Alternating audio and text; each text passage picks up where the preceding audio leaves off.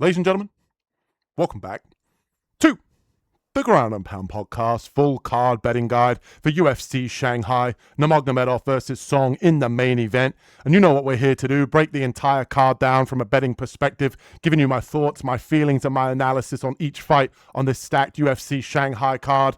If you're enjoying the content, you know what to do. Hit that like and subscribe button, share the video if you haven't already. And without further ado, let's dive right in to the early prelim opener. And kicking things off at UFC Shanghai, we've got Cam Nelson taking on Ming Ding in this one. Ming Ding opened as the slight betting underdog. He's now the favorite. And in my opinion, I think there's room for playing spoiler here in Cam Nelson. I do think he has the advantage on the ground. Both guys haven't necessarily fought the best level of competition, but I do think Ming Ding carries a little bit more of an experience advantage. He obviously is the better striker, and obviously with 45 professional fights, he's definitely feeling a lot more comfortable in the cage than Cam Nelson does. But 4 of his 10 losses have come via submission, and I think Cam Nelson can play spoiler if he decides to grapple and get top control and utilize his ground game here. I think the under 2.5 is probably my most favorite play in this entire fight. I think if Ming Ding gets it done, it's going to be by knockout in the first 2 rounds, utilizing his striking, his forward pressure. And I think if Cam Nelson's going to get it done, it's going to be the submission game. So either way, I see that under 2.5 at almost even money as a great play. I am on the dog side here of Cam Nelson. It's not one that I love, but I do think there's value to be had, especially when the whole entire public is going one way. I want to be able to kind of fade the public here and take Cam Nelson. And I do see a path to victory, and that's in the submission game. And Cam Nelson by submission, plus 525. I think that's got some real value. I like it, don't love it. I'm not going to be playing the Cam Nelson side. It's just how I'm viewing this fight and how I would advise you to look at it. Obviously, Ming Ding is a popular side here because he's Chinese, fighting in his home country with more experience, but he hasn't necessarily fought the best level of competition, and there's a path to victory for his opponent. So one that I'm going to be avoiding personally, but that's how I'm seeing this one playing out, and I think there's some real value in that Nelson submission prop. And next up, we've got Julia Palostri here taking on Jing Nana. I'm on the Palostri side. Like it, don't love it. Not top ticket for Palostri. I think maybe second or third tier parlay this week. I do think Jing Nana has a technical boxing game, but the problem is that I don't think she's a good enough wrestler to really kind of utilize her grappling to take Palostri down. And I think that forward pressure of Palostri, the fact that she's 10 years younger and she's got that dog in her, she's going to be too much for Jing Nana, in my opinion. The over 1.5 is a great parlay piece for that minus 600. I know it's not great value and it's very chalky, but I do think this one probably goes to the judges' scorecards, or at least goes longer in the fight. And I think that we're going to see an over here. Palostri moneyline, like I said, second or third tier parlay. But one of the things that I did pay attention to is the Palostri third round win at plus 1,400, 14-1.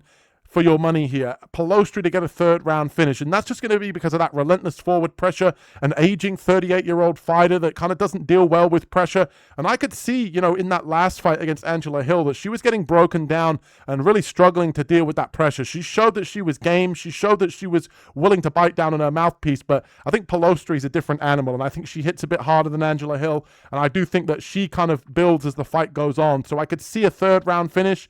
Personally, just going to be playing that money line. I think the over is probably likely to hit here, but Palostri with that value at plus 1,400 is maybe worth a little sprinkle. And next up, we've got Santiago taking on Lawrence Liu. I'm on the Lawrence Liu side. Top ticket, second tier. I think he gets this one done. He was originally supposed to be on this card. He's from that part of the world. Obviously, as well, Santiago is a kickboxer / boxer, and I do think he has question marks about his ground game. I think Lawrence Liu's grappling and wrestling is going to be too much for him here. I think the Lawrence Liu side is definitely worth looking at. He's some of the better value on this card, in my opinion. I think people are very kind of, sleeping on this fight because it's a casual, kind of casual card where people are remembering the big names, the co-main event, the main event, and some of the other names, the Sean Woodsons and things like that. But a lot of people don't know about these two fighters based on that, kind of 8-1, 6-1 record. And I think Lawrence Liu here should be a bigger favorite. He's a Terminator-style fighter. He does get hit a lot, but he's got a great chin, trains out of city kickboxing, he's got good grappling, good forward pressure, great cardio. I think he utilizes that wrestling here, and I think third, second, or first tier parlay, whichever you feel comfortable throwing him in, I would advise it this week. That under 2.5, I think, is very live. I think Santiago by knockout is probably the only way it's going to go for him if he is able to get it done. And I do think Lawrence Liu by submission or ground and pound is probably how it's going to go. So that under 2.5 at even money is a very nice play in my opinion. If you just want to sit back and root for violence, I don't blame you. And the Liu wins by submission. He has never had a submission victory, but the plus 385 price tag intrigues me. I think Santiago has a hole in his ground game. I think Lawrence Liu can capitalize. He's going to be grappling. He's going to be looking to take the back. So there's going to be opportunities for him to, kind of cinch up a choke, whether that's a rear naked, whether that's in a transition. I think Lawrence Liu by submission is a sneaky play this week and one we might have to look at for the cycle parlay. And next up, we've got Jenkins taking on Sean Woodson. I like Sean Woodson in this one. Second or third tier parlay. Some real good value here at minus 145. If you want to play him straight up on the money line, I don't blame you. If you want to sprinkle Woodson by submission, it's about plus 2,000, plus 1,800. There is a world where, the long arms, he might be able to pull off a guillotine if Jenkins decides to shoot a sloppy takedown. He might, with those long limbs, be able to pull off some sort of Hail Mary submission. So good value in that. But I'm on the Woodson money line. Fight goes the distance is probably how I would look to play it, if I'm being honest. I do think we're going to see the judges' scorecards in this one. And I think Jenkins wins in third round KO. The only way that I think that Jenkins, if you like Jenkins to win, is if he's butchering that low calf kick. He has a fantastic calf kick. Sean Woodson has long, skinny legs. He could definitely kind of wear down Sean Woodson with those calf kicks and get a TKO stoppage with the calf kicks. But it's going to come later in the fight. Jenkins plus 180 for that third round KO TKO is, if you like the Jack Jenkins side, that's the only way I really see him getting it done. It's kind of a flyer. It's kind of something with some real value that I think has an outside chance of hitting. But I personally am going to be playing the Woodson side, probably by decision. And I do think he gets this one done, probably on the judges' scorecards, winning at least 2 rounds with his boxing, fighting on the outside, how we traditionally see Sean Woodson fight. Second or third tier parlay for that Woodson money line this week. And next up, we've got Newsy taking on Long Zhao. I like Long Zhao here in a slight lean. I think Newsy has some fantastic kicks, but I think that Long Zhao is going to be able to corral the kicker here. I don't necessarily like fight ends inside the distance and all that kind of stuff here for props. I'd probably just go with Long Zhao and the outside sort of, third, fourth tier parlay, long shots. Not super confident in him because he does have holes in his game, but I think he showed in his last fight a willingness to kind of exchange in the pocket and be aggressive. So I think that him being able to close the distance on a guy like Newsy that has good kicks is going to serve him well. And I think fight ends inside the distance up even money is probably how I would look to play it if you don't want to pick a side. If you just want to go dog or pass as well, I couldn't get there with Newsy, but if you like Newsy, I don't blame you. I understand it's a close, almost even money fight. The value is in the dog. I get that. I just personally can't get there because I see the path to victory here for Long Zhao. And Long Zhao by knockout is plus 400. I think that's got some value only because of the fact that I think he's going to have to get into the pocket in exchange in order to win this fight. And I think that's going to present opportunities for him to find the chin. So Long Zhao by knockout at plus 400. I'm personally going to be leaving this one alone, but that's how I would probably look to play this one if I had some money on it. And next up, we've got Tsuruya taking on Kevin Borjas. Kevin Borjas has played spoiler in the past, but I think he's going to get submitted here. I think Tsuruya is a fantastic grappler, still very young, and I do think that Borjas backs up against the fence. I've said it all week. He's a guy that fights on the back foot, fights on the outside. He likes to be able to counter, and we saw that in his last fight against Lima. The problem is that I think that's going to present opportunities for Tsuruya to be able to level change, get him up against the fence, and ultimately mix in his grappling. And I think because of how good his control and his chain wrestling is, once he gets it to the ground, he's going to have success controlling him on the ground and ultimately finding some sort of submission on the ground. We've seen Borjas get submitted before. If you like the Borjas side and you think that this line is far too wide, and I think it is, I think it should be minus 350 for Tsuruya here.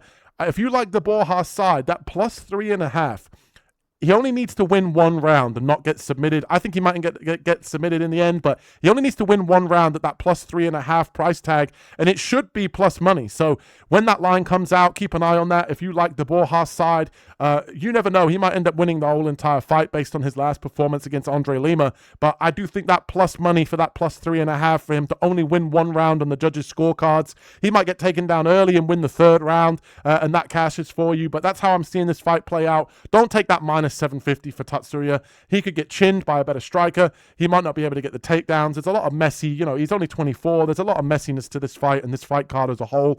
One that I would look to avoid this week. I think the line's way off. I think people are just steamrolling that money line at that 750, and obviously that's why it's grown. But that's how I'm looking for this fight. I'll probably play the Borjas or the submission prop for Tsuruya and leave this one alone, especially on the money line. And next up, we've got Andre Lima taking on Batar. Give me Lima here. Top ticket. I feel confident for him to bounce back here. The difference in this matchup is that Batar, he's very aggressive. He hasn't fought the best level of competition on road to UFC, but he's going to get in the face of Lima, and that's going to make Lima fight. And I think that's going to suit him better, because we saw in Lima's last performance, he didn't necessarily let his hands go, and he was constantly walking forward and being very measured against Borjas, and I think that didn't serve him well, whereas Batar is going to fight him, and I do think all he needs to do is defend the takedowns, and he's going to be the cleaner, more technical striker throughout the course of the fight. Lima inside the distance, minus 120. I think that's a great price tag. He's going to want to come in and make a statement. He's going to want to come in and get a later finish here as he works his calf kicks and utilizes his boxing. He's a clean, technical kickboxer, and I do think Batar, being a wild man, is going to present opportunities for him to be able to look to counter, and I think Lima wins in the second round at plus 475. Has got some real value. I think obviously it's either going to be second or third round TKO on the feet, and I think that Batar's grappling is the only way he's going to be able to get it done, and I think Andre Lima's takedowns, along with his ability to be able to defend the takedowns, are what's going to be a problem here for Batar. So I think he's going to be the cleaner striker. I like him to get it done. I think this should be minus 400 in my opinion. I think Lima's got some real value. I like him top ticket this week as a confident parlay piece, and I do think as well that there's some real value coming after that last loss that he had, obviously coming off of his first professional loss in his career. And next up, we've got Nielsen taking on Belal Hassan. Belal Hassan, minus 800 favorite. Don't touch it. Don't like it. Minus, both guys, 9-0. Both guys very, very young, very inexperienced. And let's face it, Hassan is a real prospect. But let's wait and see how he looks in the UFC before we start betting minus 800. Second or third tier parlay, fair enough. I get it. I do understand why people are very high on this kid. I was on Contender Series when we broke it down, but there's a difference between being in Contender Series and being in front of a big crowd over in Shanghai, China. So, and on the other side as well, Nilson Rojas, he's a real kind of gritty fighter. South American guy that wants to be able to get forward, fights like the Terminator, wings big body shots and big punches. I do think Hassan is going to be too dynamic on the feet. He's got better kicks. He's going to be faster. He's going to look to counter. He's going to set traps. I think the over is how I would look to play this fight. I'm going to rely on the toughness of Rojas to make it to the judges' scorecards here. And Hassan wins by decision at plus 235. I think is a great parlay piece. I think it's a great, prop to be able to play. Don't parlay that unless it's a cycle parlay, which we'll talk about tomorrow. But Hassan, I think personally, he is the right side. I think that he's going to be able to win this fight based on his counter-striking and his ability to be able to be more dynamic on the feet. But I just think that in this matchup, the toughness of the South American and Rojas is going to be able to, kind of make it to the judges' scorecards. I think a lot of people are going to be picking that, under. They're going to be looking for the knockout. And as I always say here on this video, when they zig, we zag. So I don't necessarily think that Hassan is a guaranteed knockout just because he got a knockout on Contender Series. I think this is going to be a step up in competition in front of the big lights, and we might end up seeing a decision here. So that's how I'm seeing this one playing out. I think that over is also very valuable at almost even money. And I do think the South American here is definitely going to show a lot of toughness, but I do think he's going to come out on the wrong side of a decision here. And next up, we've got Levy Jr. taking on Sieru. I'm on the Sieru side, but I will say from a betting perspective, I think this line is too much. I think if you look at this fight objectively and you're just making a pick, you got to go with Sieru, 6'5", K1 champion, obviously only got 4 professional bouts, but from a betting perspective, it's dog or pass for me. I'm not going to be betting this one myself, but you got to think Rodriguez, quick turnaround. He's made his UFC debut. He got beaten up on the ground, but now it's going to be mostly a kickboxing affair with 2 guys that are going to stand and trade. It's a 50-50 fight. At the end of the day, you might have the more technical side with, Sieru. But the difference is that Rodriguez, I think he's got that death touch. I think that he loads up on big shots. He's got power. And if he's not getting taken down, then I think it's going to be dangerous for Sieru for as long as it lasts. So the under 1.5 is probably the safest play in my opinion. If you like the Rodriguez side, I understand. I'm personally going to be staying away from this. I think there's better spots on this card. And Rodriguez wins by KO, TKO, plus 225.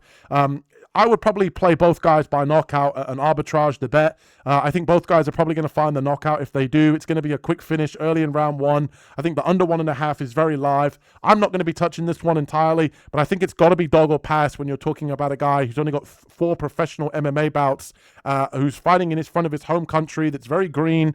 And I do think as well, Rodriguez, he's got more experience than him, even though it is a little bit more experience. And he's also got more experience on Dana White's Contender Series and in the UFC. So that's how I'm seeing this one playing out. I'm not going to be touching it myself, but I do think that people should avoid betting minus 200 for a guy that's only got 4 professional bouts.